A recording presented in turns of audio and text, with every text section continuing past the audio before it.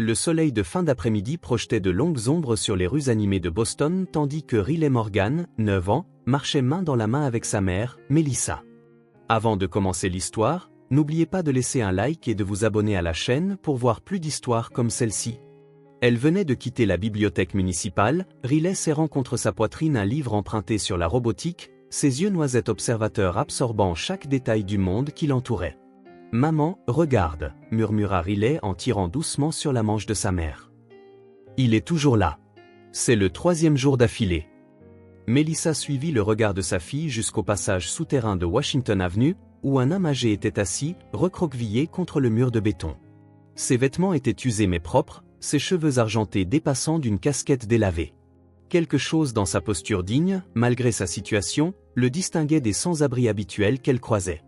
« Je sais, ma puce » soupira Melissa, ajustant son badge d'infirmière qui pendait à son cou.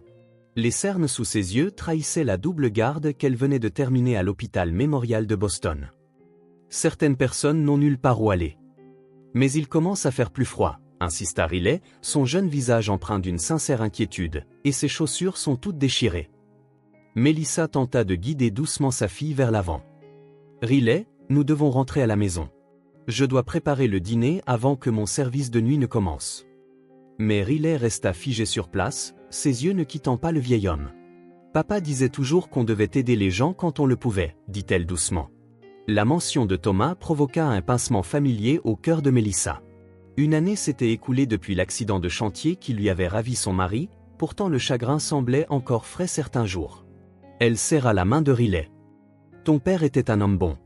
Viens maintenant, nous devons y aller. » Le petit appartement qu'elles appelaient leur foyer n'était qu'à quelques pâtés de maison, niché dans un quartier modeste qui avait autrefois semblé assez spacieux pour leur famille de 3.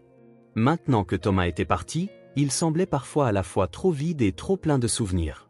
Dès leur arrivée, Riley disparut dans sa chambre tandis que Melissa commençait à préparer un simple dîner de pâtes. Des bruits d'armoires s'ouvrant et se fermant provenaient du couloir, suivis des petits pas de Riley. « Maman » appela Riley, se tenant sur le seuil de la cuisine. « Tu crois que les chaussures de papa iraient à cet homme ?» Melissa se tourna pour trouver sa fille tenant une paire de bottes de travail bien conservées. Les bottes de Thomas. Celles qu'il ne portait pas le jour de l'accident. Melissa avait gardé toutes ses affaires, incapable de se séparer de quoi que ce soit qui lui rappelait son mari. « Riley » commença Melissa, la voix étranglée. « Papa n'en a plus besoin maintenant » dit doucement Riley, passant ses petits doigts avec respect sur le cuir. « Et il a des chaussures parfaites au paradis maintenant, n'est-ce pas? Mais cet homme doit avoir si froid aux pieds. » Melissa s'agenouilla à la hauteur de sa fille, observant la mâchoire déterminée de Riley, si semblable à celle de son père, et la compassion qui brillait dans ses yeux. « Ces chaussures sont spéciales pour nous, ma chérie. C'est l'une des rares choses qui nous restent de papa. » Riley hocha la tête solennellement. « C'est pourquoi nous devrions les donner. Papa disait toujours, les choses les plus spéciales sont faites pour être partagées. » Elle serra les bottes contre sa poitrine. « S'il te plaît, maman. J'observe cet homme depuis 3 jours entiers. Il ne demande jamais rien à personne, pas comme les autres qui tiennent des pancartes. » Melissa sentit les larmes menacées de couler. À cet instant, sa fille semblait tellement plus âgée que ses 9 ans, portant l'esprit généreux de Thomas dans son petit corps. « Laisse-moi y réfléchir » dit finalement Melissa, se retournant vers la cuisinière pour cacher ses émotions. Cette nuit-là, après avoir bordé Riley, Melissa s'assit seule dans le salon. Elle prit une photo encadrée de Thomas, ses yeux bienveillants lui souriant, son bras protecteur autour d'une Riley plus jeune. Que ferait-il dans cette situation? La réponse vint facilement. Thomas avait toujours suivi son cœur. Le matin, Melissa trouva Riley en train d'emballer soigneusement les bottes dans du papier journal. « Nous irons après l'école demain » dit doucement Melissa. « Nous lui donnerons les chaussures de papa ensemble. » Le visage de Riley s'illumina d'un sourire si éclatant qu'il chassa momentanément les ombres qui persistaient dans leur foyer depuis 1 an. Alors que Melissa aidait sa fille à préparer le précieux paquet, elle ne pouvait imaginer à quel point ce simple acte de bonté allait changer leur vie pour toujours. L'après-midi suivant, Riley sortit de l'école presque en volant, le cœur battant d'impatience. Melissa l'attendait dehors, l'air fatigué après son service du matin, mais souriant à l'enthousiasme de sa fille. « Tu les as apportés ?» demanda immédiatement Riley, les yeux écarquillés d'espoir. Melissa hocha la tête, tapotant son sac fourre-tout où reposaient les chaussures emballées dans du papier journal. « Oui. Tu es sûr de toi, ma puce ?» « Plus sûr que jamais, » répondit Riley avec cette certitude inébranlable que seuls les enfants possèdent. Elles marchèrent vers Washington Avenue, Riley sautillant en avant puis attendant impatiemment que sa mère la rattrape. En approchant du passage souterrain, Riley ralentit, soudainement nerveuse. Le vieil homme était toujours là, assis presque dans la même position que les jours précédents. Ce que Riley et Melissa ne pouvaient savoir, c'est que sous les couches de saleté soigneusement appliquées et les vêtements élimés se trouvait Ethan Blackwood, fondateur et PDG de Blackwood Technology, pesant des milliards. Ethan avait pris l'habitude de se déguiser une fois par semaine pour mener ce qu'il appelait ses expériences sociales, des tentatives pour comprendre le monde sans la distorsion que sa richesse créait habituellement autour de lui. C'était le 3e jour de sa dernière expérience, et il s'apprêtait à remballer ses affaires et à retourner à son Penthouse quand il aperçut la petite fille et sa mère s'approcher. Riley s'avança, serrant le paquet, tandis que Melissa restait en retrait, laissant de l'espace à sa fille tout en restant protectrice à proximité. « Excusez-moi, monsieur », la voix de Riley était douce mais claire. Ethan leva les yeux, gardant son personnage. « Oui, jeune fille. J'ai remarqué que vous étiez ici depuis 3 jours, » dit Riley, sa voix gagnant en assurance. « Et vos chaussures ?» Elle baissa les yeux sur les chaussures en lambeaux qu'il portait dans le cadre de son déguisement. Ethan suivit son regard, sincèrement surpris par l'observation de l'enfant. La plupart des gens passaient sans un second regard. « Celle-ci appartenait à mon père », continua Riley, déballant le papier journal pour révéler les bottes de travail bien entretenues. « Mais il est au paradis maintenant, et je pense que vous en avez plus besoin que nous. » Pendant un instant, Ethan sortit de son personnage, stupéfait par ce geste inattendu. Ce n'était pas ainsi que ses expériences sociales se déroulaient habituellement. Les gens offraient parfois de la monnaie ou des restes de nourriture, mais jamais quelque chose d'aussi personnel. « Je ne pourrai jamais. » commença-t-il. « S'il vous plaît, » insista Riley, les yeux sincères. « Papa disait toujours que tout le monde mérite d'avoir les pieds au chaud, et ce sont de très bonnes chaussures. Il en prenait grand soin. » Melissa s'approcha, posant une main douce sur l'épaule de Riley. « Cela signifierait beaucoup pour nous, » ajouta-t-elle doucement. Ethan regarda la mère et la fille, prenant soudain conscience de quelque chose d'authentique qui avait manqué à sa vie de réunion de conseil d'administration et de portefeuille d'investissement. Derrière son déguisement, ses yeux s'emplirent de larmes qui ne faisaient partie d'aucun rôle. « Merci », réussit-il à dire, acceptant les bottes avec des mains qui tremblaient légèrement. « C'est très gentil. » Riley rayonna, sa mission accomplie. « Elles sont peut-être un peu grandes, mais papa disait qu'il vaut mieux avoir plus de place que pas assez. » Alors que Melissa entraînait doucement Riley, Ethan resta figé, les bottes emballées dans du papier journal sur ses genoux. Il regarda leur silhouette s'éloigner, l'infirmière fatiguée et l'enfant compatissante, avec une expression qui était passée de son attitude calculée de sans-abri à quelque chose que son équipe de direction ne reconnaîtrait jamais, une émotion brute. Pour la première fois depuis des années, Ethan Blackwood sentit quelque chose bouger en lui, quelque chose que toute sa richesse n'avait jamais pu acheter. Et comme par hasard, sa société venait d'acquérir l'hôpital Memorial de Boston, l'endroit même où le badge d'infirmière de Melissa indiquait qu'elle travaillait, dans le cadre d'une stratégie de diversification. Ethan plaça soigneusement les bottes à côté de lui, sortit un téléphone jetable et passa un appel. « Charlotte », dit-il à son assistante, sa voix ne correspondant plus à son apparence débraillée. « J'ai besoin que vous trouviez des informations sur quelqu'un. Une infirmière à l'hôpital Memorial de Boston et sa fille. » Riley ne se doutait guère que son simple acte de bonté allait déclencher des événements extraordinaires. Le siège étincelant de Blackwood Technology dominait le centre-ville de Boston, sa façade de verre reflétant le soleil de fin d'après-midi. Au 52e étage, Ethan Blackwood sortit de son ascenseur privé, la transformation de sans-abri en PDG milliardaire achevée. « Vous êtes de retour plus tôt que d'habitude », remarqua Charlotte Davis, son assistante de direction depuis 8 ans. Elle arrangeait des documents sur son bureau impeccable, son efficacité aussi polie que les sols en marbre sous leurs pieds. Ethan posa soigneusement les bottes de travail de Thomas Morgan sur une table d'appoint. « Quelque chose est arrivé », dit-il simplement, enlevant les dernières touches de son déguisement, le maquillage spécialisé qui lui avait ajouté des années et les lentilles de contact sur mesure qui changeaient la couleur de ses yeux. Charlotte s'interrompit, étudiant son patron. Après près d'une décennie à travailler ensemble, elle pouvait lire ses humeurs mieux que quiconque. « Vous semblez différent aujourd'hui. » Quelque chose s'est passé pendant votre expérience? Ethan se dirigea vers les baies vitrées, contemplant la ville en contrebas. Quelque part là-dehors, Riley et sa mère vaquaient à leurs occupations du soir, ignorant qu'elle venait de rencontrer l'un des hommes les plus riches du pays. J'ai rencontré quelqu'un, dit-il doucement. Une petite fille. 9 ans, peut-être 10. Elle m'a donné ça. Il désigna les bottes d'un signe de tête. Elles appartenaient à son père, qui est apparemment décédé. Elle a dit que j'en avais plus besoin qu'elle. Le comportement professionnel de Charlotte s'adoucit légèrement. C'est d'une gentillesse inhabituelle. Oui, convint Ethan, la voix songeuse. Quand quelqu'un m'a-t-il offert quelque chose pour la dernière fois sans rien attendre en retour, Charlotte? Quelque chose ayant une réelle valeur personnelle pour eux? Je ne m'en souviens pas, admit-elle. Ethan se détourna de la fenêtre. La mère travaille à l'hôpital mémorial de Boston. C'est une infirmière.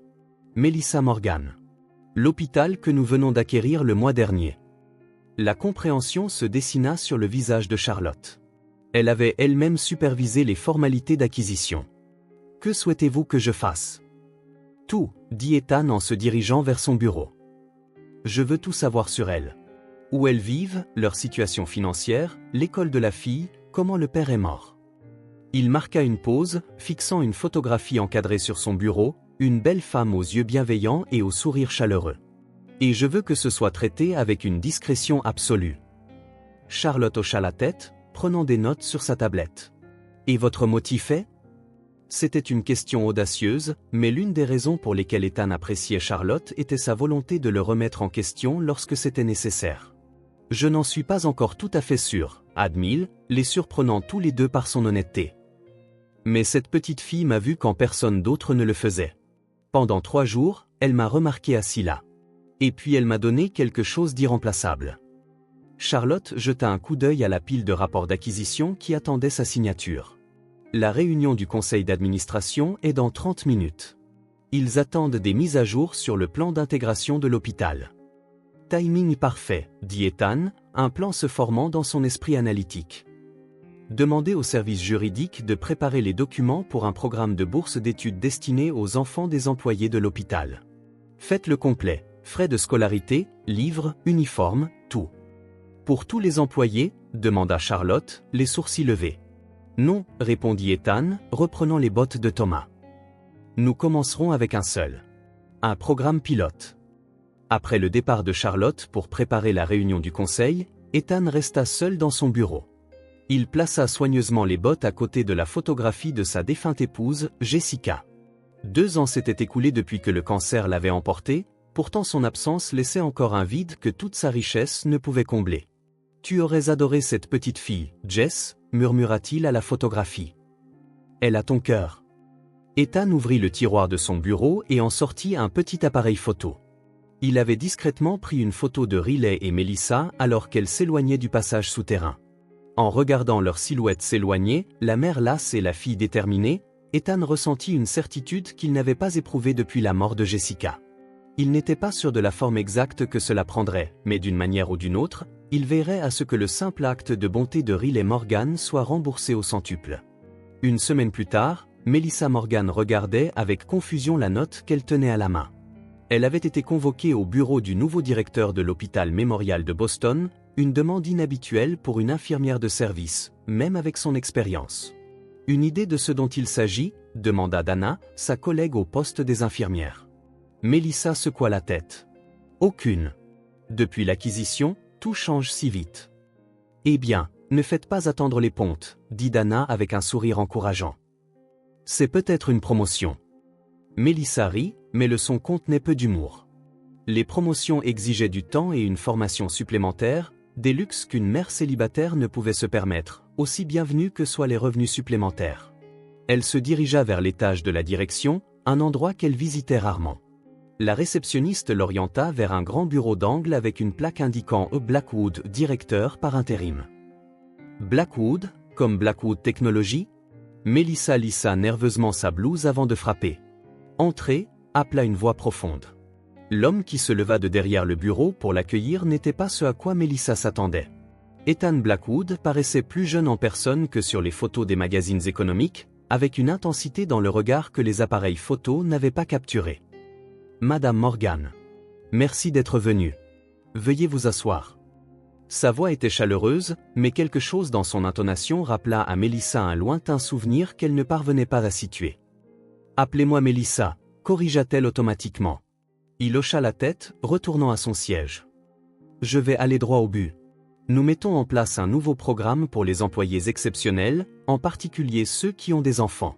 Votre dossier personnel indique que vous avez une fille, Riley. C'est exact, confirma Melissa, la prudence dans la voix. Elle a 9 ans. Ethan sourit, faisant glisser un dossier sur le bureau. Nous établissons un fonds de bourse d'études pour les enfants du personnel méritant. Riley recevrait une bourse d'études complète pour l'Académie Westbrook, l'une des meilleures écoles de Boston. Melissa le regarda, sans voix. Westbrook était au-delà du prestigieux, au-delà de tout ce qu'elle pourrait jamais se permettre avec un salaire d'infirmière. De plus, continua Ethan, nous aimerions vous offrir une promotion au poste de coordinatrice des soins infirmiers pour l'aile pédiatrique, avec une augmentation de salaire correspondante. Il cita un chiffre qui représentait le triple de ses revenus actuels. Le cœur de Melissa battait la chamade. Ce ne pouvait pas être réel. Pourquoi moi ? Réussit-elle finalement à dire. Il y a des centaines d'infirmières à l'hôpital Memorial avec des enfants. Nous lançons le programme en phase pilote, expliqua Ethan avec aisance. Votre dossier personnel montre un service exemplaire, une assiduité parfaite malgré des gardes souvent doublées, et d'excellentes évaluations des soins aux patients. Melissa étudia son visage, cherchant le piège. Avec tout le respect que je vous dois, Monsieur Blackwood, cela semble extraordinaire pour un programme pilote. Quelque chose vacilla dans les yeux d'Ethan, de l'approbation peut-être. Je crois en l'investissement dans le potentiel, Madame Morgan. Le vôtre et celui de votre fille. Est-ce que ma belle-sœur vous a mis au courant de ça ? Demanda soudain Melissa. Patricia a des amis haut placés. Si c'est une sorte de test, je vous assure que c'est une offre légitime, interrompit Ethan, l'expression sérieuse. Sans condition. Prenez le temps d'y réfléchir. La bourse comprend tout le matériel, les uniformes et le transport. Riley pourrait commencer la semaine prochaine. Melissa serra les mains sur ses genoux pour les empêcher de trembler. Cette opportunité pourrait changer la vie de Riley, lui donner accès aux ressources et à l'éducation dont Thomas avait toujours rêvé pour leur fille. Puis-je ? Demanda-t-elle en tendant la main vers le dossier. Bien sûr, répondit Ethan. Examinez tout attentivement. Mon assistante, Charlotte, vous contactera demain pour votre décision. Alors que Melissa quittait le bureau, son esprit tourbillonnait de possibilités et de questions. Dans l'ascenseur, elle sortit son téléphone et composa le numéro de Patricia. Sa relation avec la sœur de Thomas était tendue depuis sa mort, mais Patricia était la seule famille qui leur restait.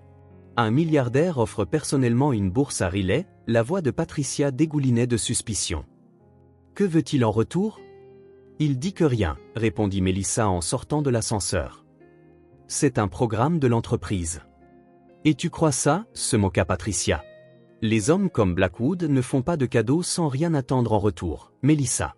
Thomas est à peine froid dans sa tombe et tu es déjà. Ne fais pas ça, la coupa sèchement Melissa. N'ose pas faire de ça autre chose que l'avenir de Riley.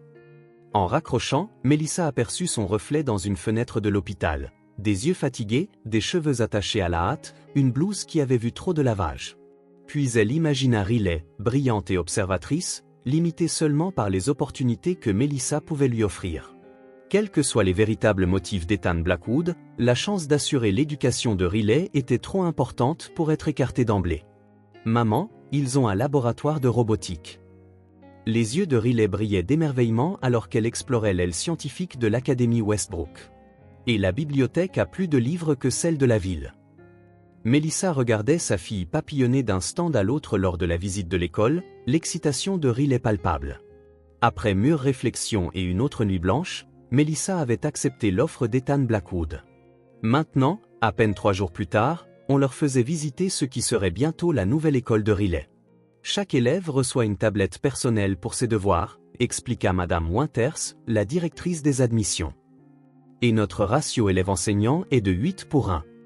Melissa hocha la tête, luttant toujours pour croire que c'était réel. Tout à Westbrook criait l'exclusivité, des terrains manucurés aux installations ultramodernes.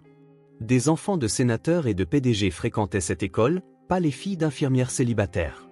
Riley commencera lundi, continua Madame Winters. Son uniforme sera prêt d'ici là, et toutes les fournitures sont fournies grâce à la bourse Blackwood. Monsieur Blackwood semble très généreux, remarqua prudemment Melissa. Madame Winters rayonna. Oh, il révolutionne tout depuis la dotation.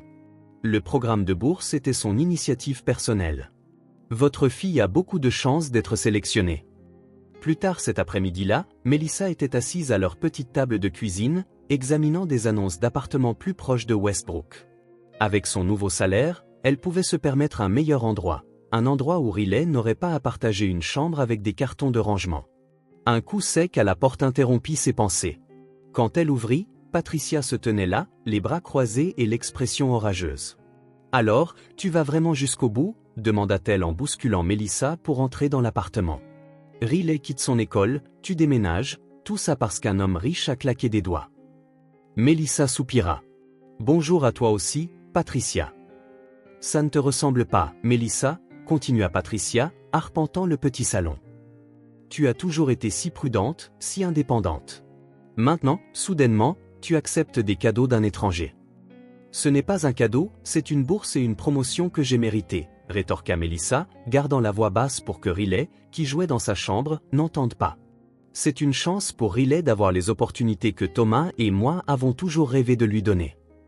L'expression de Patricia s'adoucit légèrement au nom de son frère, puis se durcit à nouveau. Thomas voudrait que tu sois prudente. Les hommes comme Blackwood ont des intentions cachées. Qu'est-ce que tu insinues exactement? Je dis, siffla Patricia, que mon frère est à peine froid dans sa tombe et que tu acceptes déjà des faveurs coûteuses d'un autre homme. Comment crois-tu que ça paraisse? L'accusation la cingla comme une gifle. Sors, murmura Melissa, tremblant de colère. Tu ne réfléchis pas clairement. J'ai dit, sors. Riley apparut dans le couloir, les yeux écarquillés d'inquiétude. Maman, est-ce que tout va bien? Patricia força un sourire. Juste une discussion d'adultes, ma puce. J'allais justement partir. Elle lança un dernier regard d'avertissement à Melissa avant de se diriger vers la porte. Pense à ce que j'ai dit. Il y a toujours un prix à payer. Après le départ de Patricia, Melissa trouva Riley assise sur son lit, serrant son éléphant en peluche préféré, un cadeau de Thomas pour son 7e anniversaire. Pourquoi tante Patricia était-elle en colère? Demanda doucement Riley. Melissa s'assit à côté de sa fille, rassemblant ses pensées. Elle s'inquiète des changements qui se produisent. Parfois, les adultes ont peur des nouvelles choses. À cause de la nouvelle école ou à cause de Monsieur Blackwood qui nous aide. Parfois, Melissa oubliait à quel point Riley était perspicace. Les deux, je pense. Riley réfléchit à cela, son jeune visage solennel. Monsieur Blackwood est juste gentil, maman. Peut-être qu'il n'a personne envers qui être gentil. Elle serra plus fort son éléphant. Papa disait toujours que nous sommes de bonnes personnes qui méritent de bonnes choses. Les yeux de Melissa s'emplirent de larmes. La sagesse de sa fille l'étonnait constamment.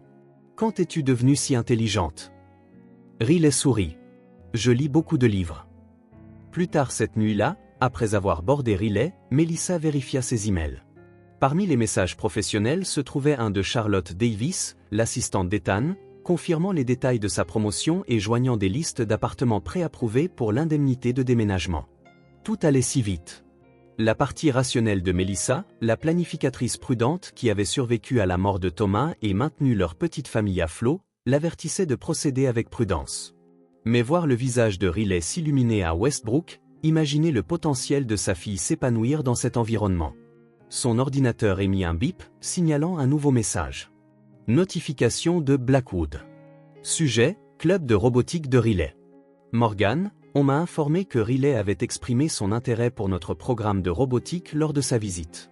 J'ai pris la liberté de l'inscrire au club, qui se réunit les mardis après l'école. Le transport pour le retour à la maison est fourni. L'instructeur a mentionné qu'il construise des véhicules autonomes ce semestre, un projet dans lequel je pense qu'elle excellera, étant donné son intelligence évidente. Cordialement, Ethan Blackwood. Melissa fixa l'écran. Comment savait-il l'intérêt de Riley? Avait-il surveillé leur visite? Et pourquoi le PDG d'une société multimilliardaire s'impliquait-il personnellement dans quelque chose d'aussi mineur que les activités parascolaires d'une enfant? L'avertissement de Patricia résonna dans son esprit, il y a toujours un prix à payer. 3 semaines s'étaient écoulées depuis que Riley avait commencé à Westbrook Academy. La routine matinale dans le nouvel appartement des Morgan était à des années-lumière de leur vie antérieure. Le spacieux 3 pièces, dans un immeuble bien entretenu, n'était qu'à 15 minutes de l'école et offrait des commodités qu'elle n'avait jamais eues auparavant. Un portier, une buanderie dans l'appartement et un petit balcon donnant sur un parc. « Maman, tu as vu mon chargeur de tablette ?» appela Riley de sa chambre, sa propre chambre, décorée avec du papier peint sur le thème de l'espace et un vrai bureau pour ses devoirs. « Vérifie la poche latérale de ton sac à dos, » répondit Melissa tout en préparant le petit déjeuner. Elle s'était adaptée à son nouveau poste de coordinatrice des soins infirmiers, bien que les responsabilités supplémentaires la laissaient parfois épuisée. Néanmoins, pouvoir travailler à des horaires réguliers au lieu de garde consécutive était un changement bienvenu. Riley sortit de sa chambre dans son uniforme de Westbrook, une jupe bleu marine plissée, un chemisier blanc et un cardigan bleu marine avec l'emblème de l'école. Trouvé. Monsieur Chen veut que notre conception de robot soit soumise avant le cours aujourd'hui. Melissa sourit à l'enthousiasme de sa fille. Riley s'était épanouie à Westbrook, en particulier au club de robotique, où sa créativité et ses capacités de résolution de problèmes avaient déjà attiré l'attention de ses professeurs. La sonnette retentit de manière inattendue. Melissa vérifia sa montre en fronçant les sourcils. Il n'était que 7h30. Lorsqu'elle ouvrit la porte, la vue de 2 personnes en tenue professionnelle, un homme et une femme, lui glaça le sang. Leur attitude formelle et leur porte-bloc déclenchèrent instantanément son intuition d'infirmière, quelque chose n'allait pas. « Melissa Morgan ?» demanda la femme.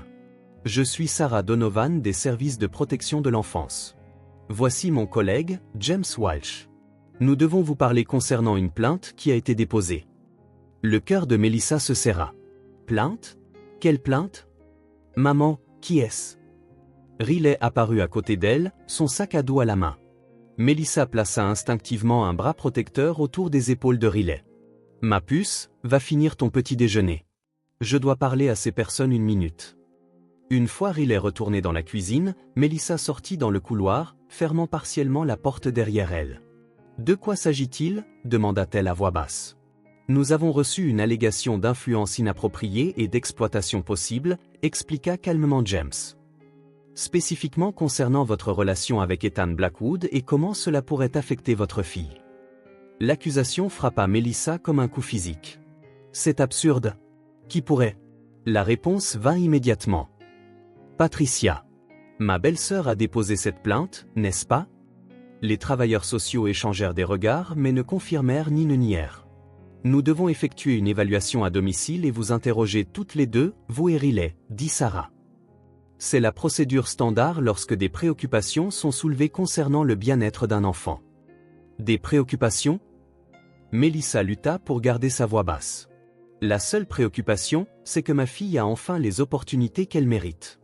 Elle a sa propre chambre, va dans une excellente école et n'est pas seule toute la soirée pendant que je double mes gardes pour garder un toit au-dessus de nos têtes. James leva une main apaisante. Nous ne portons aucun jugement, Madame Morgan. Nous donnons simplement suite au signalement. Pouvons-nous entrer ? À contre-cœur, Melissa les laissa entrer dans l'appartement.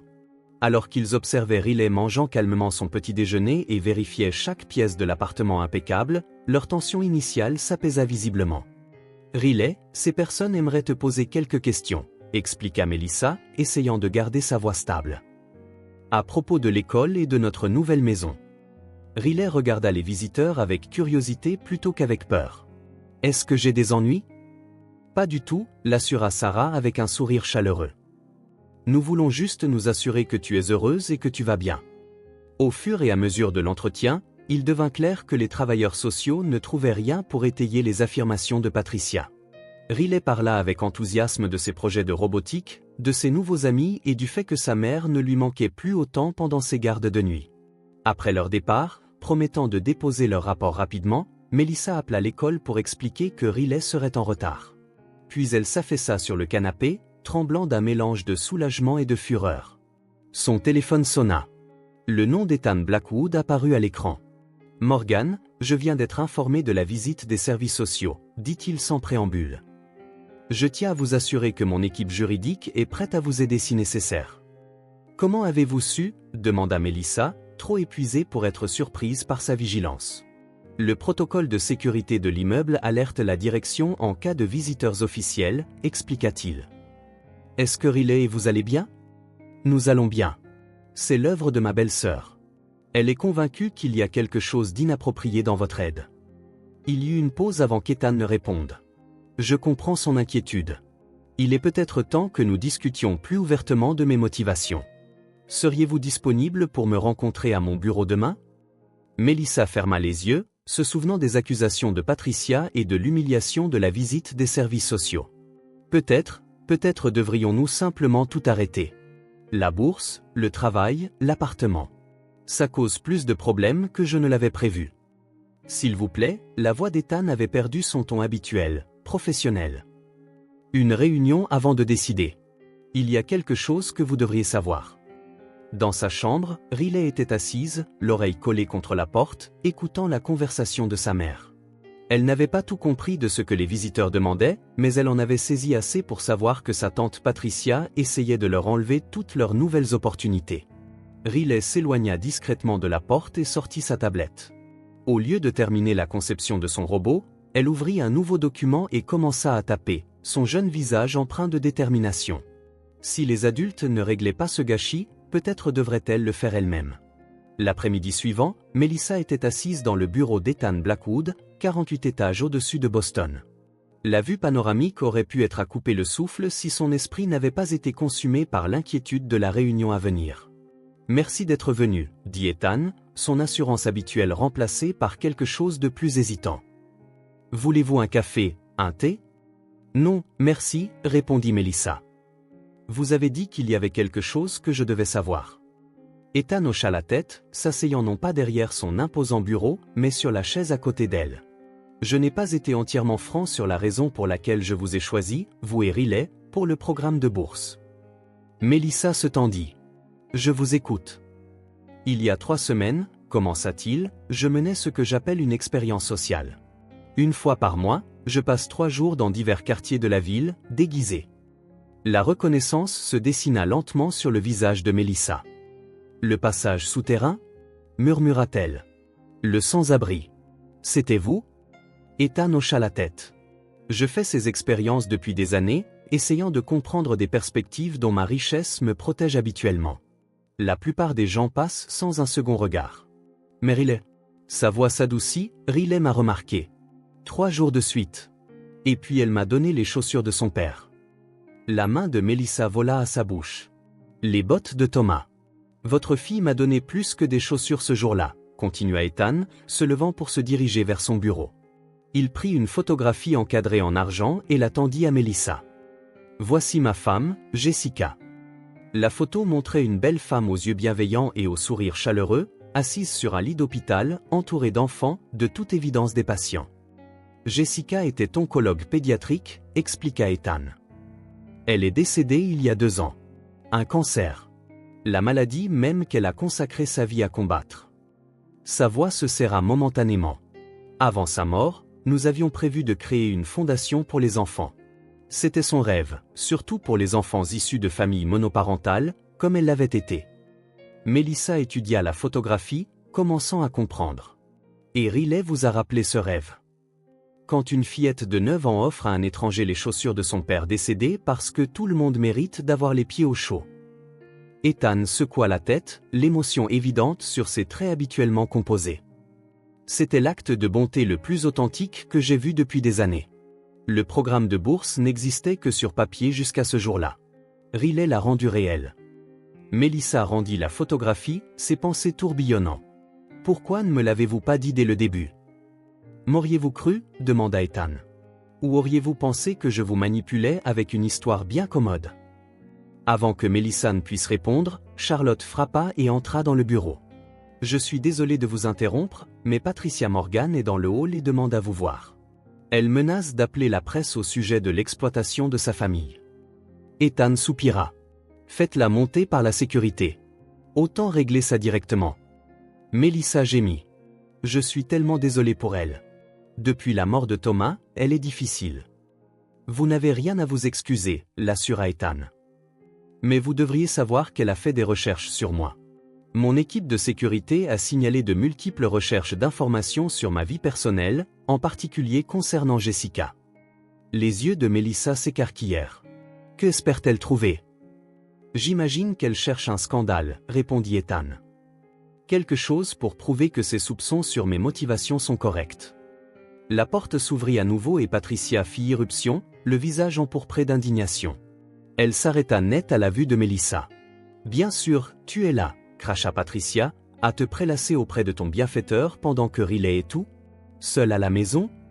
Riley est à son club de robotique, répondit Melissa d'une voix égale. Celui qui l'aide à construire l'avenir que papa a toujours voulu pour elle. L'attention de Patricia se tourna vers Ethan. Je connais les hommes comme vous. Vous ne donnez rien pour rien. Que voulez-vous vraiment de ma belle-sœur et de ma nièce? Ethan soutint son regard sans ciller. Madame Morgan, je comprends votre inquiétude pour votre famille, mais je peux vous assurer. Épargnez-moi ça, l'interrompit Patricia. J'ai découvert pour votre femme. Utiliser un enfant pour remplacer ce que vous avez perdu, c'est malsain. L'accusation flotta dans l'air, tranchante comme une lame. Melissa suffoqua, mais Ethan resta calme. Vous avez raison sur un point, dit-il doucement. Il s'agit de Jessica, d'une certaine manière. Mais pas comme vous l'imaginez. Il se dirigea vers la fenêtre, regardant la ville. Le dernier souhait de ma femme était d'aider les enfants à atteindre leur potentiel. La compassion de Riley m'a rappelé cette promesse. Rien de plus, rien de moins. Patricia vacilla légèrement, décontenancée par sa franchise.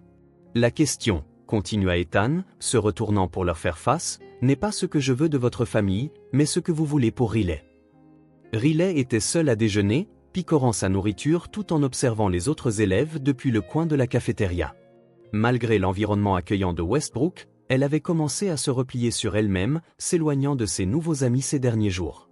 La visite des services sociaux et les appels téléphoniques inquiets de sa mère avec tante Patricia avaient semé le doute dans son esprit. « Ça te dérange si je me joins à toi ?» demanda Zoé, une camarade du club de robotique. Riley haussa les épaules, ce que Zoé prit comme une permission de s'asseoir. « Tu as été très silencieux ces derniers temps », observa Zoé en ouvrant sa boîte à lunch. « Est-ce que tout va bien ?»« Bien, » marmonna Riley, poussant sa salade avec sa fourchette. « Ta conception de robot était la meilleure de la classe hier », continua Zoé, imperturbable face au manque d'enthousiasme de Riley. « Monsieur Chen a dit que ton système de navigation était innovant. » Dans des circonstances normales, cet éloge aurait ravi Riley. Aujourd'hui, il ne faisait qu'approfondir sa confusion. « Tu crois que les gens peuvent être gentils juste pour être gentils ?» demanda soudain Riley. « Ou est-ce qu'ils veulent toujours quelque chose ?» Zoé considéra la question avec une surprenante gravité pour une enfant de 9 ans. « Ma mère dit que les gens ont généralement des raisons pour ce qu'ils font, mais ça ne veut pas dire que les raisons sont mauvaises. » Riley hocha la tête, pensive. La nuit dernière, elle avait entendu sa mère au téléphone expliquer à quelqu'un comment M. Blackwood avait été le sans-abri à qui elles avaient donné les chaussures de son père. La révélation l'avait choquée. Pourquoi un milliardaire prétendrait-il être sans-abri? Est-ce que tout l'école, leur nouvelle maison, le travail de sa mère, était juste parce qu'elle lui avait donné ses chaussures? Je crois que j'ai fait une erreur, avoua Riley, et maintenant tout le monde se dispute à cause de moi. Zoé parut confuse, mais avant qu'elle ne puisse répondre, la sonnerie retentit, signalant la fin de la période de déjeuner. En cours de science cet après-midi-là, M. Chen annonça leur devoir. Aujourd'hui, nous allons écrire sur nos héros personnels. Pensez à quelqu'un que vous admirez, quelqu'un qui vous inspire à être le meilleur de vous-même. Riley fixa l'écran blanc de sa tablette, paralysée par l'indécision. L'année dernière, elle aurait écrit sur son père sans hésitation. Thomas Morgan avait été son héros incontesté, avec son cœur bienveillant et sa foi inébranlable dans l'aide aux autres. Mais maintenant, ses pensées dérivaient vers sa mère, qui avait maintenu leur famille unie à travers le deuil et les difficultés, puis vers M. Blackwood, dont la générosité avait transformé leur vie, bien que ses motivations semblassent maintenant compliquées. Alors que les autres élèves tapaient activement autour d'elle, Riley sentit les larmes lui monter aux yeux. « Riley ?» M. Chen s'approcha de son bureau. « Est-ce que tout va bien ?»« Je n'arrive pas à décider, » murmura-t-elle, embarrassée par le tremblement dans sa voix. « Décider quoi ?» demanda doucement son professeur. « Qui est mon héros ?» Une larme s'échappa, roulant sur sa joue. Avant, c'était facile. Monsieur Chen s'agenouilla à côté de son bureau. Parfois, les questions les plus difficiles n'ont pas de réponse simple. Voudrais-tu faire une petite pause? Peut-être aller boire de l'eau?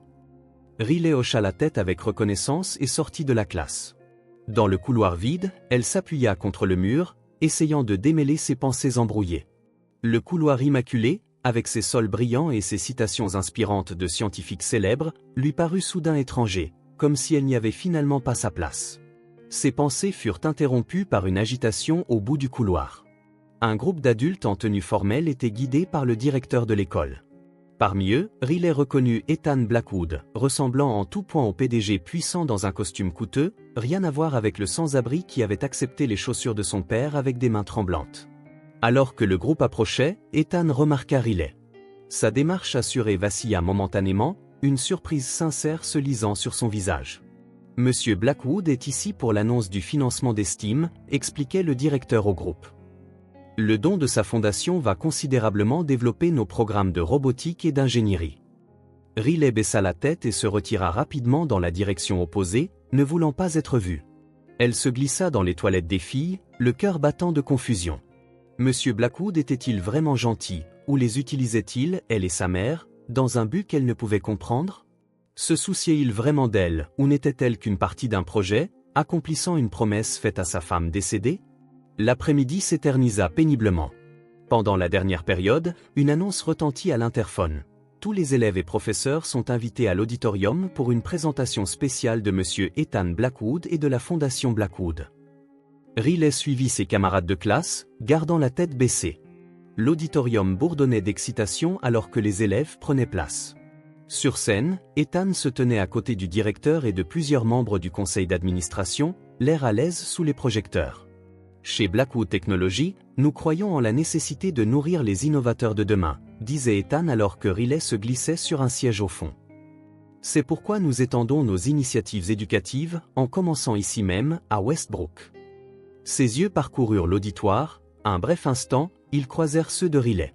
Elle détourna immédiatement le regard, étudiant ses chaussures, des nouvelles qui étaient venues avec son uniforme de Westbrook. Après l'assemblée, alors que les élèves sortaient, Riley évita délibérément la scène où Ethan parlait avec les professeurs. Elle se dépêcha vers la zone de ramassage, soulagée de voir la voiture de sa mère déjà là. « Comment s'est passée l'école » demanda Melissa alors que Riley montait. « Bien » répondit automatiquement Riley, puis hésita. « Maman, pourquoi Monsieur Blackwood fait-il tout ça pour nous? Est-ce juste à cause des chaussures de papa ?» Melissa prit une profonde inspiration, réfléchissant soigneusement à sa réponse. « C'est compliqué, ma puce. Je pense que les chaussures ont été un catalyseur. Elles lui ont rappelé quelque chose d'important. » « Mais est-ce qu'il se soucie vraiment de nous » insista Riley. « Ou sommes-nous juste de la charité ?» La question directe prit Melissa au dépourvu. Elle se tourna pour regarder sa fille, voyant la détresse sincère dans ses yeux. « Je n'ai pas toutes les réponses, » admit Melissa, « mais je crois que les intentions de Monsieur Blackwood sont bonnes, même si ses méthodes sont inhabituelles. » Riley regarda par la fenêtre le campus manucuré de Westbrook, sentant le poids des complexités adultes qu'elle commençait seulement à comprendre. « Ça me manque quand les choses étaient simples, » murmura-t-elle presque pour elle-même. « Quand je savais qui étaient les gentils. »« Vous devez leur parler, Ethan, » insista Charlotte, posant une pile de rapports trimestriels sur le bureau d'Ethan. « Et pas dans ce bureau stérile. Quelque part de vrai. » Ethan leva les yeux de son ordinateur, surpris par la franchise de son assistante. « Pardon ?» Les Morgan, clarifia Charlotte, imperturbable face à son ton. Riley vous évite lors des événements scolaires, Melissa ne cesse de reporter les réunions, et après cette confrontation avec Patricia la semaine dernière. Elle secoua la tête. Elles ont besoin d'entendre votre histoire. Toute l'histoire. J'ai expliqué mes motivations à Melissa, rétorqua Ethan, bien qu'il sût que Charlotte avait raison. La distance s'était creusée malgré ses efforts pour respecter leur espace. Vous lui avez donné la version édulcorée et professionnelle, répondit Charlotte. Invitez-les chez vous pour dîner. Pas dans un restaurant où vous pouvez vous cacher derrière les menus et les serveurs. Laissez-les voir Ethan, pas Monsieur Blackwood de Blackwood Technologies. Ce soir-là, Ethan passa lui-même l'appel, plutôt que de le déléguer à Charlotte. Quand Melissa répondit, la surprise dans sa voix était évidente. Je me demandais si Riley et vous voudriez vous joindre à moi pour dîner, dit-il, arpentant son bureau. Chez moi. Pas dans un restaurant. Il y a des choses que j'aimerais expliquer correctement. Il y eut une longue pause avant que Melissa ne réponde. Je pense que ça pourrait être utile. Riley a des questions auxquelles je ne peux pas répondre. 2 jours plus tard, la voiture de Melissa s'arrêta devant le portail de sécurité de la résidence d'Ethan à Beacon Hill. Riley était assise silencieusement sur le siège passager, serrant un petit carnet, son journal d'observation, une habitude qu'elle avait développée après la mort de son père. « Cette maison est immense », murmura-t-elle alors qu'elles approchaient de l'élégante maison de ville en grès brun. « Tu crois qu'il se sent seul ?» La question prit Melissa au dépourvu. « Je ne sais pas, ma puce. Peut-être que nous le découvrirons. » Ethan lui-même ouvrit la porte, habillé de manière plus décontractée qu'elle ne l'avait jamais vu. Un jean foncé et un simple pull gris qui le faisait paraître plus jeune, plus accessible. « Merci d'être venu, dit-il, une chaleur sincère dans la voix. « Entrez, s'il vous plaît. » L'intérieur était étonnamment modeste pour la maison d'un milliardaire. Un mobilier de bon goût mais confortable, des murs tapissés de bibliothèques et de photographies encadrées plutôt que d'œuvres d'art coûteuses. Charlotte arrangeait un plateau de légumes dans la cuisine. « Je me suis dit que j'aiderais pour le dîner avant de partir, » expliqua-t-elle. Ethan est un cuisinier correct, mais il se laisse facilement distraire. La remarque désinvolte et le sourire penaud d'Ethan en réponse l'humanisèrent d'une manière que Melissa n'avait pas prévue. Pendant le dîner, la conversation resta légère. Les progrès de Riley à l'école, le travail de Melissa à l'hôpital, des sujets neutres qui construisirent une base de normalité. Ce n'est que lorsqu'ils passèrent au salon pour le dessert qu'Ethan aborda enfin le sujet pour lequel ils étaient venus. « Je vous dois à toutes les deux une explication plus complète, » commença-t-il, s'installant dans un fauteuil en face d'elle. « À propos de mes expériences, et pourquoi votre gentillesse m'a si profondément affecté. » Riley, qui était restée silencieuse la majeure partie de la soirée, leva les yeux, attentive. « J'ai grandi en famille d'accueil, » révéla Ethan. « Mes parents sont morts quand j'avais 8 ans, un accident de voiture. Aucun parent ne s'est manifesté, alors j'ai été ballotté entre les foyers jusqu'à ce que je sois trop âgé pour le système. » Melissa ne connaissait pas cette partie de son histoire, elle n'était mentionnée dans aucun des profils professionnels qu'elle avait consultés. « J'ai appris à coder par moi-même dans les bibliothèques publiques, » continua-t-il. « J'ai lancé Blackwood Technology dans un garage avec l'argent de bourse et de prêts étudiants. Quand le succès est arrivé, il est arrivé vite. Soudain, tout le monde voulait quelque chose de moi, investisseur, partenaire, soi-disant ami. » Il marqua une pause, regardant une photographie sur la table d'appoint, Jessica riant sur une plage, les cheveux au vent. Jessica était différente. Elle dénonçait mon cynisme dès le jour où nous nous sommes rencontrés. Elle était oncologue pédiatrique, complètement indifférente à ma richesse ou à mon statut. Un petit sourire effleura ses lèvres. Nous avons eu 5 années merveilleuses ensemble avant son diagnostic. Phase terminale dès le début. La petite voix de Riley rompit le silence qui suivit. Est-ce qu'elle aimait aider les enfants aussi? C'était la mission de sa vie, répondit doucement Ethan. Nous avions planifié une fondation ensemble pendant ces derniers mois, pour soutenir les enfants avec du potentiel mais des ressources limitées, surtout ceux issus de familles monoparentales, comme elle l'avait été. Il se pencha en avant, le regard direct. Après sa mort, j'ai perdu ma motivation. La fondation est devenue de simples papiers dans un tiroir. Mes expériences sociales étaient ma façon d'essayer de voir le monde à travers ses yeux, de retrouver un sens. Et puis je vous ai donné les chaussures de papa, dit Riley, la compréhension se dessinant sur son jeune visage.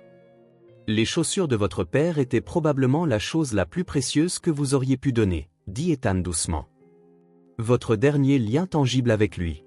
Pourtant, vous les avez donnés à un parfait inconnu parce que tout le monde mérite d'avoir les pieds au chaud. Sa voix se brisa légèrement. Melissa regarda l'expression de sa fille s'adoucir, la confusion des dernières semaines laissant place à la compréhension.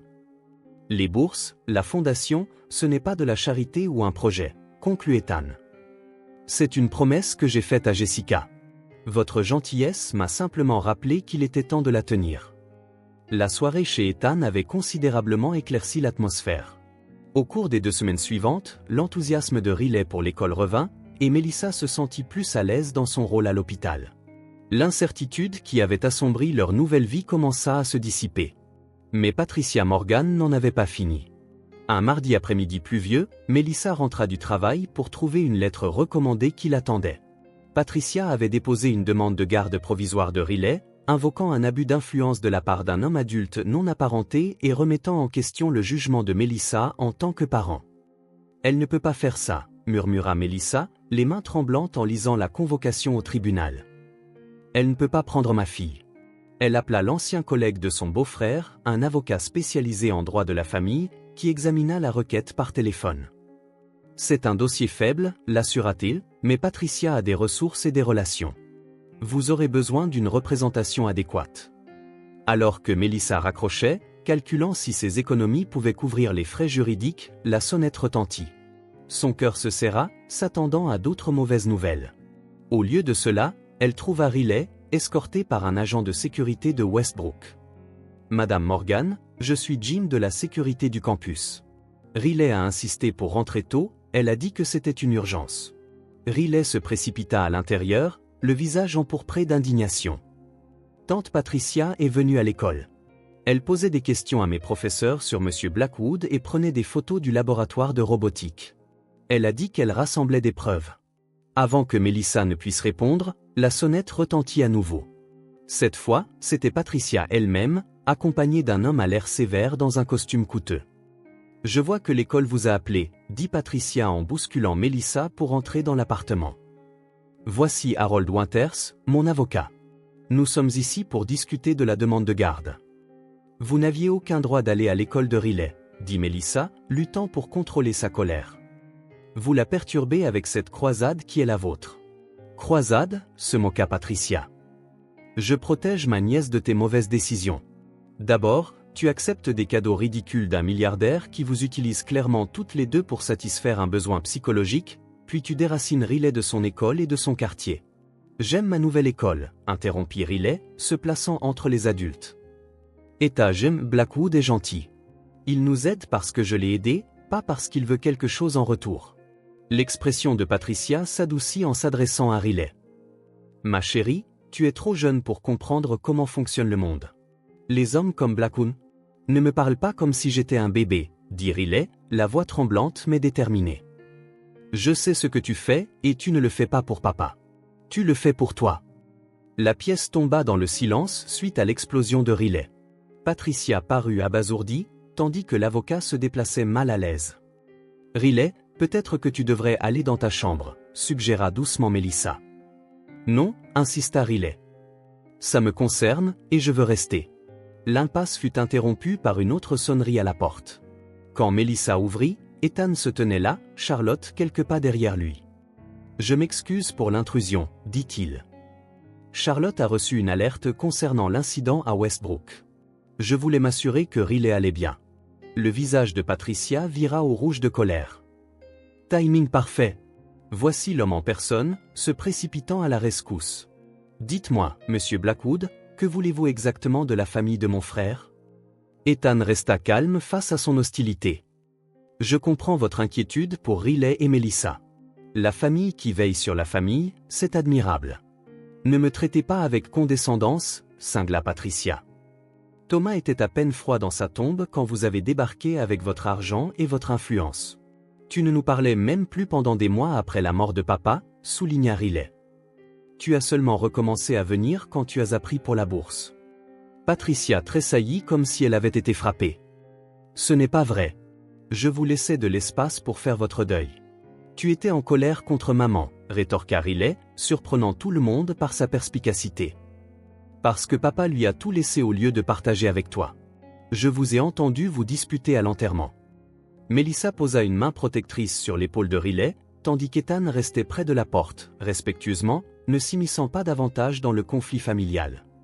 Je pense, dit-il prudemment, que c'est avant tout une affaire de famille. Je ne suis pas venu pour interférer, seulement pour offrir mon soutien si nécessaire. Il regarda directement Melissa. Mon équipe juridique est à votre disposition, mais la décision d'accepter cette aide vous appartient entièrement. La sincérité dans sa voix sembla pénétrer même la colère de Patricia. Pour la première fois, elle parut incertaine, jetant des regards entre Ethan et Riley. « Tu crois vraiment en lui, n'est-ce pas ?» demanda-t-elle doucement à sa nièce. Riley hocha la tête. « Ce n'est pas lui le méchant ici, » tante Pat. Et maman non plus. Dans le lourd silence qui suivit, la dynamique du pouvoir dans la pièce changea subtilement. L'indignation vertueuse de Patricia commença à s'effriter alors qu'elle faisait face non seulement à l'opposition, mais aussi au jugement lucide de sa nièce de 9 ans. Le palais de justice familiale se dressait, imposant, alors que Melissa et Riley montaient les marches de pierre, main dans la main. Malgré la résolution chancelante de Patricia lors de leur confrontation, elle avait poursuivi sa demande de garde, les forçant à ce moment. « Souviens-toi de ce que M. Reynolds a dit », murmura Melissa, faisant référence à l'avocat expérimenté en droit de la famille fourni par la Fondation d'Ethan. « Réponds simplement avec sincérité. La juge veut ce qui est le mieux pour toi. » Riley hocha la tête, inhabituellement solennelle dans sa robe bleu marine. À 9 ans, elle paraissait incroyablement petite face à l'imposant palais de justice, pourtant ses yeux brillaient d'une détermination qui démentait son âge. À l'intérieur de la salle d'audience, Patricia était assise avec son avocat, évitant tout contact visuel. Melissa fut surprise de voir à quel point sa belle-sœur avait l'air fatiguée. Les semaines de conflit avaient clairement fait des ravages. La juge Eleanor Martinez, une juge aux affaires familiales chevronnée aux cheveux parsemés d'argent et au regard perçant, ouvrit l'audience. L'avocat de Patricia présenta le premier, dépeignant Melissa comme une opportuniste utilisant sa fille pour obtenir des faveurs d'Ethan Blackwood. Madame Morgan a accepté un logement, un emploi, une promotion et des avantages éducatifs d'une valeur de centaines de milliers de dollars d'un homme qui porte un intérêt suspect à son enfant, Agatha Hill. Cela crée une dépendance inappropriée qui met en danger le bien-être de Riley. Quand ce fut leur tour, M. Reynolds démantela méthodiquement ces affirmations. Il présenta des preuves du contact minimal de Patricia avec Riley dans les mois suivant la mort de Thomas, contrastant avec la documentation du rôle parental constant de Melissa malgré les difficultés financières. Quant à l'implication de M. Blackwood, continua Reynolds, le programme de bourse est administré par une fondation dotée d'un conseil d'administration et d'une surveillance stricte. La promotion de Madame Morgan était basée sur son dossier de travail exemplaire et les recommandations de multiples superviseurs. La juge écouta impassiblement, posant occasionnellement des questions de clarification. Lorsque les avocats eurent terminé, elle regarda directement Riley. « Jeune fille, je comprends que vous aimeriez vous adresser à la cour. C'est inhabituel pour quelqu'un de votre âge, mais étant donné les circonstances, je vais le permettre. Comprenez-vous ce qui se passe ici aujourd'hui ?» Riley se leva, lissant nerveusement sa robe. « Oui, votre honneur.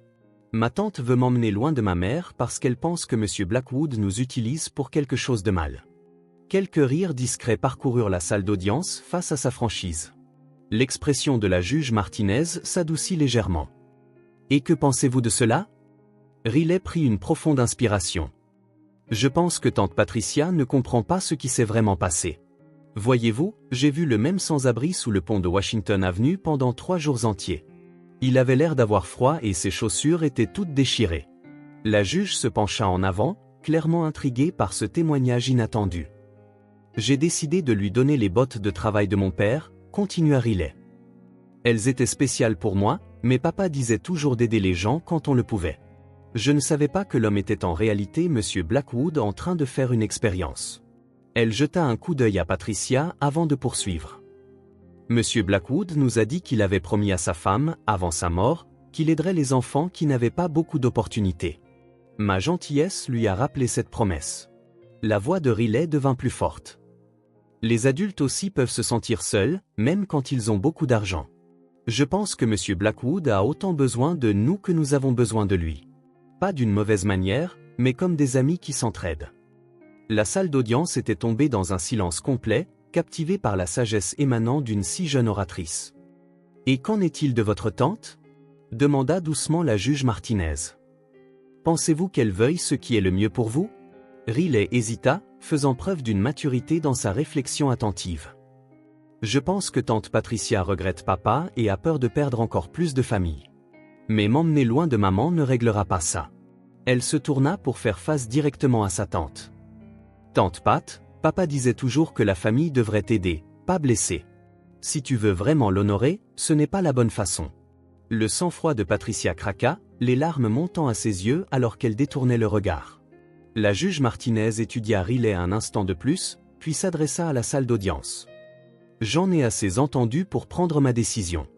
Ce tribunal ne trouve aucune preuve d'influence inappropriée ou de négligence parentale. La demande de garde provisoire est rejetée. La garde exclusive reste à Melissa Morgan. Elle retira ses lunettes, ajoutant plus personnellement, « Madame Morgan, vous avez élevé une fille remarquablement perspicace. » La fondation de M. Blackwood semble être exactement ce qu'elle prétend être, une initiative éducative légitime. Et Mademoiselle Patricia Morgan, je vous encourage à trouver des moyens plus sains de rester connecté à la famille de votre frère. En quittant la salle d'audience, Melissa enlaça l'épaule de Riley. « Je suis si fier de toi, ma puce. Si fier. » Riley sourit, le soulagement se lisant sur son visage. « Tu crois que tante Patricia ira bien ?» Melissa jeta un coup d'œil en arrière à sa belle-sœur, qui était assise seule dans la salle d'audience qui se vidait, les épaules affaissées de défaite. « Je l'espère, Riley. Je l'espère vraiment. » Dans les semaines qui suivirent l'audience, Ethan maintint une distance respectueuse avec les Morgan, bien que Charlotte le tint informé des progrès de Riley à l'école et du travail de Melissa à l'hôpital. Il n'eut aucun contact direct, craignant que sa présence ne cause d'autres complications. Riley remarqua vivement son absence. Un après-midi, alors qu'elle travaillait sur son projet scientifique dans le laboratoire de Westbrook, elle prit une décision. Monsieur Chen, elle s'approcha de son professeur de sciences après le cours. « Est-ce que je peux inviter quelqu'un de spécial à la foire scientifique la semaine prochaine ?»« Bien sûr, répondit-il. Les parents et la famille sont toujours les bienvenus. »« Ce n'est pas de la famille, clarifia Riley. C'est Monsieur Blackwood. Il m'a aidé à entrer à Westbrook et je pense qu'il aimerait voir mon projet. » Monsieur Chen parut surpris mais hocha la tête. « Je suis sûr qu'il serait honoré, Riley. Voudriez-vous que je vous aide à le contacter ?» Riley secoua la tête, une lueur déterminée dans les yeux. « Non, merci. Je dois le faire moi-même. » Ce soir-là, Riley attendit que sa mère prépare le dîner avant de se glisser dans le salon avec sa tablette. Elle n'avait jamais utilisé les coordonnées directes d'Ethan, mais elles avaient été incluses dans son dossier de bienvenue de la bourse en cas d'urgence. Après plusieurs tentatives de rédaction d'un message, elle opta pour la simplicité. « Cher Monsieur Blackwood, je présente mon projet scientifique jeudi prochain à 16 h. Il s'agit du cycle de la gentillesse et de la façon dont une bonne action peut déclencher une réaction en chaîne. J'ai pensé que vous aimeriez peut-être le voir, puisque vous faites partie de l'expérience. Sincèrement, Riley Morgan. » Elle appuya sur envoyer avant de pouvoir changer d'avis, puis retourna aider sa mère à préparer le dîner, sans mentionner ce qu'elle avait fait. La foire scientifique arriva, le gymnase de Westbrook transformé en une vitrine des projets des élèves. Riley se tenait nerveusement près de son stand, un modèle soigneusement construit démontrant comment la gentillesse crée un effet d'entraînement à travers les communautés, avec des éléments interactifs et des exemples concrets. Melissa arriva la première, se précipitant après son service. « Désolé, je suis en retard, ma puce, la circulation était terrible. » Elle serra Riley dans ses bras, puis admira le projet. « C'est incroyable !»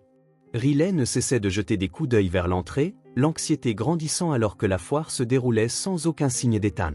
« Tu attends quelqu'un d'autre ?» demanda Melissa, remarquant la distraction de sa fille. Avant que Riley ne puisse répondre, un murmure se répandit dans le gymnase alors qu'Ethan Blackwood entrait. Contrairement à ses visites précédentes à l'école, il n'était pas entouré d'un entourage ni habillé en tenue d'affaires formelle. Au lieu de cela, il s'approcha seul, portant un simple blazer sur un jean, ressemblant plus à un parent ordinaire qu'à un PDG milliardaire. Les yeux de Melissa s'écarquillèrent de surprise. « Riley, tu as invité Monsieur Blackwood ?» Riley hocha la tête, soudainement nerveuse. « Je voulais qu'il voie mon projet. C'est d'accord ?» Avant que Melissa ne puisse répondre, Ethan atteignit leur stand. « Bonjour Riley. Merci pour l'invitation. » Il adressa un signe de tête respectueux à Melissa. « J'espère que ma présence n'est pas une intrusion. »« Pas du tout, » l'assura Melissa, bien que sa surprise initiale fût évidente. « Riley n'a pas mentionné qu'elle vous avait invité. »« Je n'étais pas sûr que vous viendriez, » admit Riley. « Je n'aurais manqué ça pour rien au monde, » répondit simplement Ethan. Avec une confiance grandissante, Riley commença à expliquer son projet. « Ça s'appelle le cycle de la gentillesse. Voyez, ça commence avec une personne qui fait quelque chose de gentil sans rien attendre en retour. » Elle désigna une section comportant une paire de chaussures.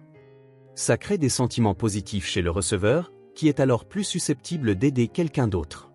Elle fit une démonstration avec de petites figurines mécaniques qui se déplaçaient à travers divers scénarios lorsque des boutons étaient pressés. Chaque acte de bonté crée des réactions qui se propagent, affectant de plus en plus de personnes. Ethan écouta attentivement, sincèrement impressionné par la sophistication de son concept. C'est un travail remarquable, Riley. Qu'est-ce qui vous a inspiré? Vous, répondit-elle honnêtement. Et mon père et ma mère. J'ai réalisé que la gentillesse ne concerne pas seulement la personne qui reçoit de l'aide. C'est aussi ce qui arrive à celui qui donne. D'autres parents et élèves se rassemblèrent, attirés par la présentation enthousiaste de Riley. Monsieur Chen s'approcha, rayonnant de fierté. Le projet de Riley est envisagé pour le concours scientifique régional, les Informatéils. Son concept de quantification de l'impact social du comportement altruiste est assez avancé pour son âge. Alors que la foire se poursuivait, la gêne initiale entre Melissa et Ethan s'estompa progressivement. Ils se retrouvèrent à partager l'enthousiasme de Riley, échangeant des observations sur son projet et applaudissant lorsqu'elle reçut un prix d'excellence. À la fin de la soirée, en marchant vers le parking, Riley sautillait en avant, serrant son certificat de récompense. « Merci d'être venu », dit doucement Melissa à Ethan. Cela signifiait beaucoup pour elle. « Merci de l'avoir permis », répondit-il. « J'ai gardé mes distances parce que je ne voulais pas compliquer les choses après l'affaire judiciaire. » Riley se retourna, attendant qu'il la rattrape. « Maman, est-ce que Monsieur Blackwood peut venir dîner parfois? Je crois qu'il se sent trop seul dans sa grande maison. » La question directe prit les deux adultes au dépourvu. Melissa regarda Ethan, voyant non pas l'homme d'affaires puissant ou le mystérieux bienfaiteur, mais simplement un homme qui, comme elle, avait connu une perte profonde et trouvait son chemin. « Je pense que ça pourrait s'arranger, » répondit-elle doucement, regardant le visage de sa fille s'illuminer d'un sourire qui lui rappelait tellement Thomas. Un coup hésitant à la porte interrompit le petit déjeuner du dimanche. Melissa et Riley échangèrent des regards perplexes, elles n'attendaient personne. Quand Melissa ouvrit la porte, elle fut surprise de trouver Patricia debout là, l'air inhabituellement incertain. Fini la femme soignée et conflictuelle du palais de justice. À la place, sa belle-sœur paraissait fatiguée, humble, et serrait un vieil album photo en cuir. « Patricia, » dit Melissa, incapable de cacher sa surprise. « Qu'est-ce que tu fais ici? » « J'espérais que nous pourrions parler, » répondit doucement Patricia, « si ça ne te dérange pas. » Après un moment d'hésitation, Melissa s'écarta. « Entre. Nous finissons juste de déjeuner. » Riley leva les yeux de ses crêpes, sa fourchette figée à mi-chemin de sa bouche quand elle aperçut sa tante. « Tante Pat. »« Bonjour Riley, » dit Patricia, tentant un sourire qui n'atteignit pas tout à fait ses yeux. « Tu as l'air bien. » Un silence gênant s'installa alors que Patricia prenait place à la table de la cuisine. Finalement, elle posa l'album photo au centre. « J'ai trouvé ça en nettoyant certaines affaires de Thomas que j'avais stockées, » expliqua-t-elle. « Il y a des photos de quand il était plus jeune. J'ai pensé que Riley voudrait peut-être la voir. » L'expression de Melissa s'adoucit légèrement en reconnaissant l'album. « Je me demandais où il était passé. Thomas adorait ces photos. » Patricia hocha la tête, son sang-froid commençant à se fissurer. « Je l'ai pris après l'enterrement.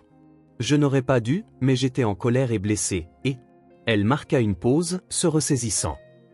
Les choses que Riley a dites au tribunal, sur le fait que je n'honorais pas vraiment Thomas, elles m'ont hanté. Riley tendit prudemment la main vers l'album, l'ouvrant pour révéler des photographies d'un Thomas plus jeune jouant au baseball, obtenant son diplôme de fin d'études secondaires, riant avec Patricia lors de ce qui semblait être un barbecue familial.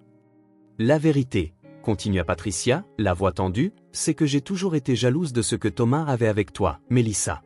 Il a trouvé quelque chose avec toi que je n'ai jamais réussi à trouver dans ma propre vie.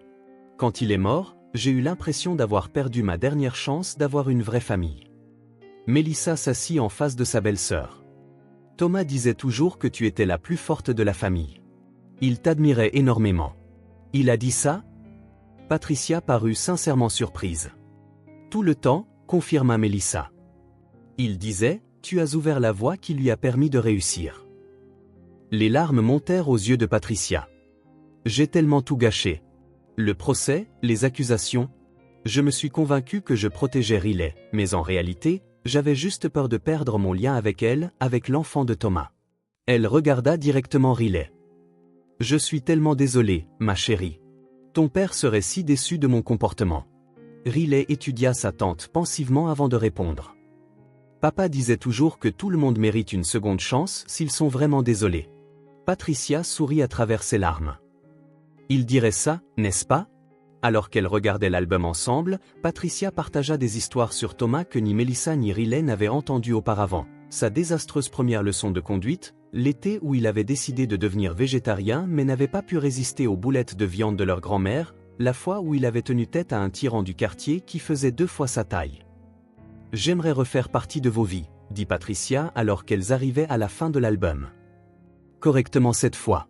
Sans interférer ni juger. Juste en famille.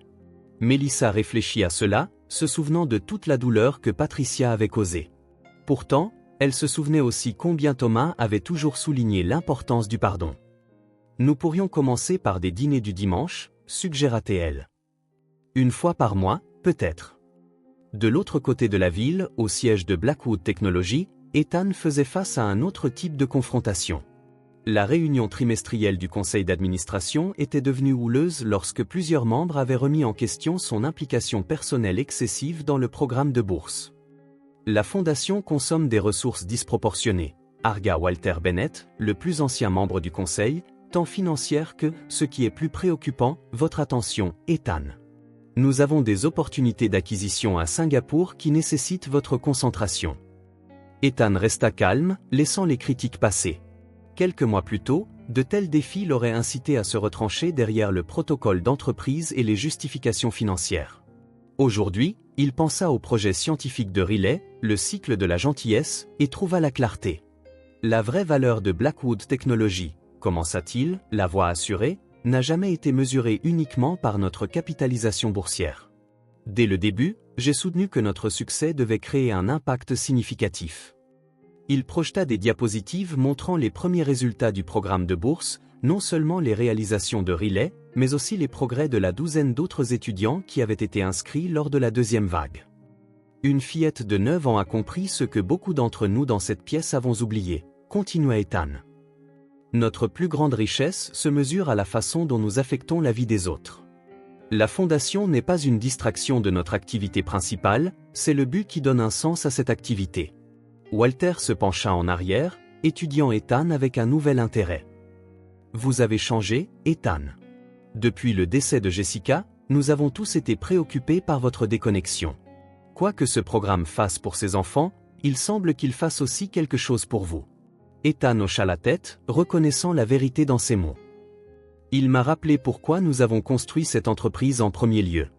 Et rien que pour cela, ça vaut chaque centime. 6 mois plus tard, une modeste foule s'était rassemblée pour la cérémonie d'inauguration de la fondation Les Chaussures de l'Espoir. L'élégante maison de ville rénovée du centre de Boston servirait de siège au programme de bourse élargi, desservant désormais 50 familles de toute la ville. Riley, debout entre sa mère et Ethan, ne pouvait s'arrêter de sourire alors que les journalistes prenaient des photographies.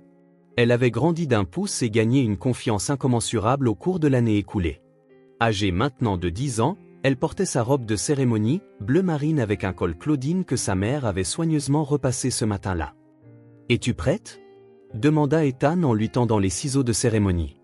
Riley hocha la tête, s'avançant pour s'adresser à la petite assemblée. La fondation Les Chaussures de l'Espoir ne concerne pas seulement les bourses, expliqua-t-elle, la voix claire et assurée. Il s'agit de voir les gens qui pourraient autrement être invisibles. Elle désigna le logo de la fondation affiché au-dessus de l'entrée, une simple paire de bottes de travail stylisées. Ces chaussures représentent des pas vers un avenir meilleur, non seulement pour les enfants comme moi, mais pour quiconque a besoin d'un coup de main, pas de la charité. Alors que Riley coupait le ruban, les applaudissements éclatèrent dans la foule. Melissa regardait fièrement depuis les coulisses, debout à côté de Charlotte, qui était devenue une amie au cours des derniers mois. « Elle est remarquable, » observa Charlotte. Je n'ai jamais vu Ethan aussi investi dans quoi que ce soit depuis la mort de Jessica. Melissa hocha la tête, regardant Ethan rester délibérément en retrait, permettant à Riley d'être le centre de l'attention. Ils ont été bons l'un pour l'autre. À l'intérieur, la mission de la fondation était affichée en bonne place. Reconnaître le potentiel, encourager la gentillesse, créer des opportunités. Le programme principal, offrant des bourses d'études aux enfants issus de familles monoparentales, avait été complétée par une initiative de mentorat et des ressources de développement de carrière pour les parents. Mélissa, désormais directrice exécutive de la fondation, guidait les visites des locaux. Son expertise d'infirmière avait été inestimable dans le développement des composantes santé et bien-être du programme, garantissant que les familles participantes recevaient un soutien complet. Patricia avait également trouvé sa place, offrant bénévolement ses compétences organisationnelles pour coordonner les événements de la fondation. Sa relation avec Mélissa et Riley s'était lentement guérie, se transformant en un lien authentique plutôt qu'en la connexion tendue qui avait existé après la mort de Thomas. Parmi les programmes novateurs de la Fondation figurait un programme appelé 3 jours, inspiré par l'observation par Riley d'Ethan déguisé. Des bénévoles passeraient 3 jours dans diverses communautés, identifiant les besoins qui pourraient autrement passer inaperçus. La leçon la plus importante que nous enseignons, expliqua Mélissa aux visiteurs, est celle que ma fille m'a apprise. Parfois, les plus petits actes de bonté créent les plus grands changements. Alors que la journée tirait à sa fin, Riley trouva Ethan assis seul dans le petit jardin derrière le bâtiment. « Pourquoi n'êtes-vous pas à l'intérieur pour célébrer » demanda-t-elle en s'installant sur le banc à côté de lui. « Je voulais un moment pour réfléchir, » répondit-il. « Votre mère a fait un travail incroyable pour tout mettre en place. » Riley l'étudia de son regard perspicace. « Vous n'êtes pas triste, n'est-ce pas » Ethan sourit. « Pas triste. Reconnaissant. Jessica aurait adoré tout ça. Surtout vous. Je pense que mon père vous aurait aimé aussi, dit simplement Riley. Une fois qu'il aurait dépassé le truc du milliardaire. Leurs rires résonnèrent dans le jardin silencieux alors qu'à l'intérieur, la fondation qui avait commencé avec une paire de bottes de travail entamait son voyage. Un an jour pour jour après que Riley eut donné les bottes de Thomas à l'étranger sous le pont de Washington Avenue, amis et famille se réunirent pour célébrer son 10e anniversaire. La fête eut lieu dans le jardin de la fondation Les Chaussures de l'Espoir, désormais florissant avec les premières floraisons estivales. Contrairement aux célébrations somptueuses de certains de ses camarades de classe de Westbrook, Riley avait demandé quelque chose de simple et de significatif. Parmi les invités figuraient Mélissa, Ethan, Patricia, Charlotte, les amis de Riley de l'école et plusieurs enfants qui avaient reçu des bourses de la fondation. Une table ornée de fleurs sauvages portait un gâteau décoré de petites chaussures en sucre, une touche spéciale arrangée par Patricia, qui avait découvert un talent pour la pâtisserie lors de son parcours de rédemption. « Fais un vœu, ma puce » dit Mélissa alors que Riley se préparait à souffler ses bougies. Riley ferma les yeux un instant, puis éteignit les 10 flammes d'un souffle déterminé. La petite foule applaudit, et Ethan immortalisa discrètement le moment avec son appareil photo, non pas en tant que PDG documentant un événement de la Fondation, mais en tant qu'ami préservant un précieux souvenir. Plus tard, alors que les enfants jouaient à une partie animée de chats perchés dans le jardin, Mélissa se retrouva debout entre Ethan et Patricia, regardant Riley filer entre les buissons fleuris, son rire se mêlant à celui de ses amis. « Je n'aurais jamais imaginé que ce serait notre vie il y a un an, admit Mélissa, quand je faisais des gardes doubles à l'hôpital et que je nous maintenais à peine à flot. » Patricia lui serra la main. « Thomas serait si fier de vous deux. Surtout de Riley. Elle a son cœur et ta force. Et sa propre sagesse remarquable, ajouta Ethan. J'ai plus appris d'elle que de n'importe quel mentor en affaires que j'ai jamais eu. » La conversation s'interrompit alors que Riley approchait, légèrement essoufflé d'avoir joué.